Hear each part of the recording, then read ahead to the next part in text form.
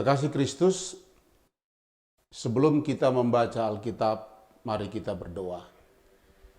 Syukur dan terima kasih Tuhan atas kemurahan-Mu yang berlaku untuk hidup kami. Kami akan membaca firman Tuhan, tolonglah kami dengan kuasa-Mu, dengan kuasa Roh Kudus agar kami mengerti kebenaran firman. Dan firman ini memberikan kekuatan.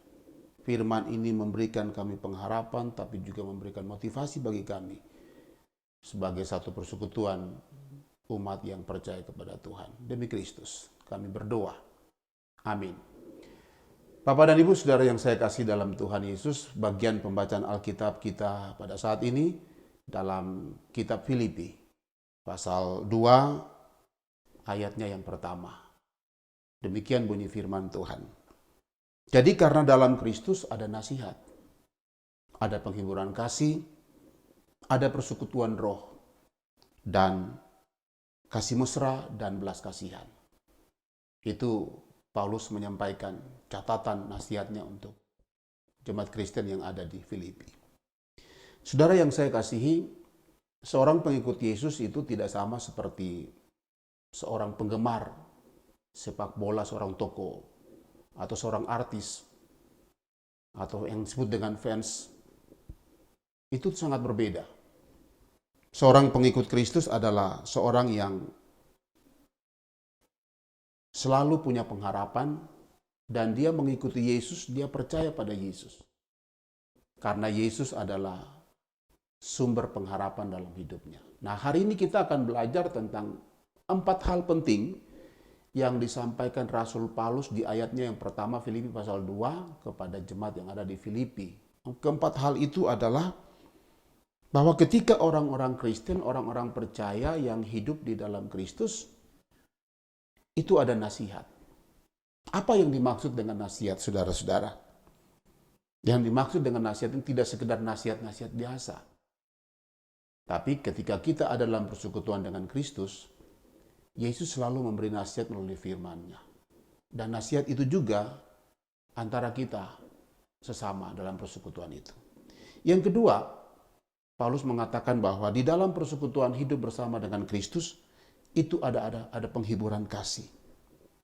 Yang dimaksud dengan penghiburan kasih adalah penghiburan yang bukan biasa-biasa, tetapi penghiburan yang dimana Yesus menghibur kita ketika kita dalam keadaan yang terpuruk, tapi juga kita di antara persekutuan ini saling menghibur satu dengan yang lain. Dan yang ketiga adalah di dalam Kristus ada persekutuan roh. Yang dimaksud dengan persekutuan roh ini adalah kita hidup dan dihimpunkan oleh roh itu menjadi dalam satu persekutuan. Jadi saudara-saudara, ketika suatu persekutuan terbentuk, disitulah ada pekerjaan kuasa roh. Dan yang terakhir adalah di dalam persekutuan dengan Kristus ada kasih mesra dan belas kasihan. Yang dimaksud dengan kasih mesra dan belas kasihan ini bukan kasih asal-asalan, tetapi kasih yang sedalam-dalamnya, kasih yang semesra-mesranya. Maka perhatikan, Yesus hadir melayani kita. Yesus memberikan hidupnya, tubuhnya, darahnya untuk melayani kita. Itu. Maka setiap orang Kristen terpanggil untuk melayani sesama. Bapak dan Ibu yang saya kasihi, saudara-saudara yang budiman, keempat hal ini menjadi catatan untuk kita semua. Menjadi catatan penting. Sebagai satu persekutuan, marilah kita saling menasihati satu dengan yang lain. Kalau ada yang melakukan kesalahan, tegurlah dalam kasih. Dan kita terhimpun semua dalam, ketika ada di antara kita yang mengalami kedukaan, ada yang mengalami keputusasaan, saudara-saudara yang lain bisa memberikan penghiburan, kekuatan. Dan ingat bahwa persekutuan kita itu persekutuan yang dituntun oleh kuasa roh, bukan dituntun oleh kuasa kita, bukan oleh inspirasi kita, bukan dengan kemampuan kita, tetapi dengan kuasa roh. Dan ketika orang-orang yang dipenuhi dengan kuasa roh dalam persekutuan, dia pasti akan melayani.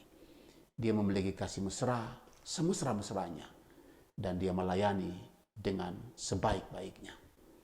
Saudara, saya percaya bahwa bersekutu dengan Tuhan Yesus kita tidak pernah gagal. Dan ingat, kita bukan fans Kristus, tapi kita adalah pengikut Kristus. Tuhan memberkati kita. Amin. Saudara sekalian, marilah kita berdoa mengakhiri perenungan kita di saat ini. Terima kasih Tuhan untuk firman-Mu. Buatlah kami menjadi seorang pengikut, bukan sekedar fans. Sebagai pengikut, dia pasti akan mengikuti apa yang diperintahkan Kristus dan mengikuti Kristus hanya untuk kemuliaan nama Tuhan. Di dalam nama Tuhan Yesus Kristus kami berdoa dan mengucap syukur. Terpujilah selama-lamanya. Amin.